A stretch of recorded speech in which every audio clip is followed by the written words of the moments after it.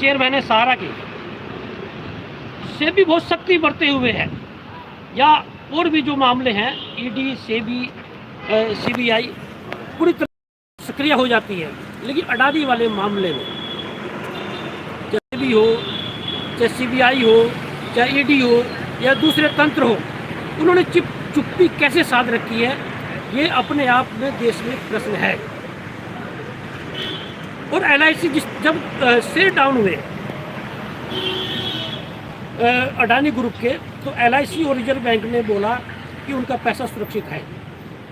तो ये एक सवाल उठा था कि एलआईसी से रिजर्व बैंक से किसने बुलवाया। यदि प्रधानमंत्री जी का नाम अडानी के साथ में जुड़ा हुआ है और ये माना जा रहा है उनके मित्र हैं, तो देश में ऐसी कोई तंत्र नहीं है कि वो आगे बढ़ के प्रधानमंत्री जी को बाईपास करके आगे कोई काम करे।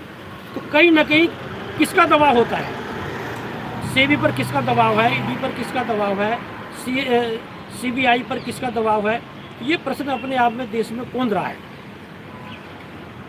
यदि बात आज अडानी ग्रुप और सहारा ग्रुप की आप करें, जैसे सहारा ग्रुप पर सेबी पूरी तरह से सख्ती है, होनी भी चाहिए। जिस तरह से सुब्रत राय सहारा आईपीओ ला रहे थे, सख्ती होनी चाहिए।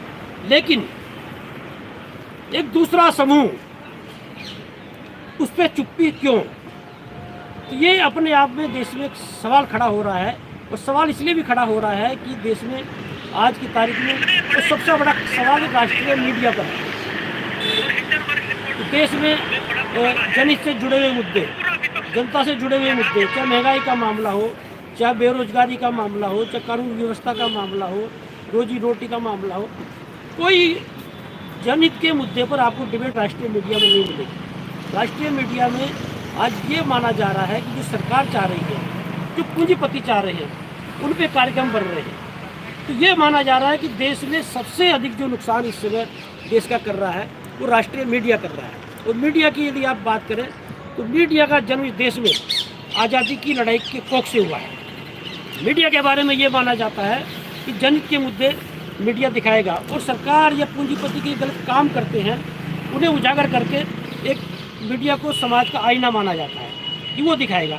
लेकिन मीडिया क्या कर रहा है आज की तारीख में, आप देख लीजिए। राष्ट्रीय मीडिया में हिंडनबर्ग की रिपोर्ट, मैं ये नहीं बोल रहा हूँ कि हिंडनबर्ग की रिपोर्ट बिल्कुल साफ सुथरी होगी, और यदि अडानी ग्रुप ने हिंडनबर्ग की रिपोर्ट को देश पर हमला बोला है तो सरकार को एक्शन लेना चाहिए, सरकार को बोलना चाहिए, सरकार को या अडानी ग्रुप को कोर्ट में जाना चाहिए। जैसे अडानी ग्रुप ने कोर्ट में जाने की बात ही की थी। एक पीआईएल इस मामले में डाली गई है, मैं स्पष्ट कर दूं, एमएल शर्मा ने, और एमएल शर्मा ने इस जो सुप्रीम कोर्ट में पीआईएल डाली है उसमें ये बोला है कि हिंडनबर्ग के रिसर्च कंपनी के जो संस्थापक हैं नेथन एडरसन, उन पर कार्रवाई होनी चाहिए, और जो अडानी ग्रुप में जो निवेशकों का पैसा मिला है उन्हें मुआवजा मिलना चाहिए। तो मैं एमएल शर्मा से ये भी पूछना चाहता हूँ कि देश भर में जैसे सारा इंडिया हो, आपकी बाइक बोट हो, या दूसरी जितनी भी ठगी कंपनियां हैं, उनके निवेशक दर की ठोकरें खा रहे हैं, जो प्रोटेस्ट कर रहे हैं, जो पैसे की मांग कर रहे हैं, उन मामले में आपको पीआईएल डालने की याद नहीं आई। अडानी ग्रुप में निवेशकों का पैसा कम है, कंपनियों का पैसा है, क्या आप कंपनियों को मुआवजा दिलवाना चाहते हैं? एक जनहित याचिका जो है वो जनता के हित में डाली जाती है, कंपनियों के हित में। क्या ये माना जाए कि ये जनहित याचिका जो है एमएल शर्मा ने सरकार और अडानी ग्रुप की जो मिली भगत उसके चलते दायर की है?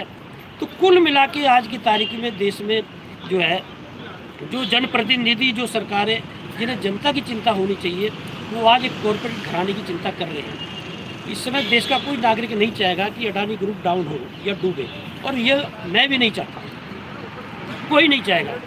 लेकिन यदि सरकारी संसाधनों का दोहन करके, यदि जनता का हक मार के, यदि एलआईसी जिसमें जनता का पैसा लगा हुआ उसका पैसा आप अडानी ग्रुप में लगवाएंगे तो उंगली उठेगी। और हम विशेष रूप से फाइट फॉर राइट के बैनर तले इस चैनल के माध्यम से इस मामलों को जोर शोर से उठाएंगे और उठाते रहे हैं। देश में आज हर जागरूक आदमी को सरकार से जवाब तलब करना चाहिए कि एक कॉरपोरेट घराने पर इतनी सरकार मेहरबान क्यों।